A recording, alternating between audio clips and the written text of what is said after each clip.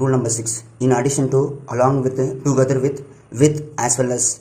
இதெல்லாம் வந்தால் நாம் வேர்பை சப்ஜெக்ட்டுக்கு ஏற்ற மாதிரி தான் மாற்றணும்.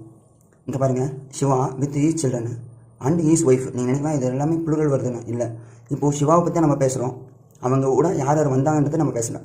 இந்த டீச்சர்ஸ், நம்ம டீச்சர்ஸ் இங்கே ப்ளூரல் இருந்ததுனால இங்கே ப்ளூரல் யூஸ் பண்ணியிருக்கோம். இப்போ ராம் சிங்குலர் இருந்ததுனால நம்ம சிங்குலர் யூஸ் பண்ணியிருக்கோம்.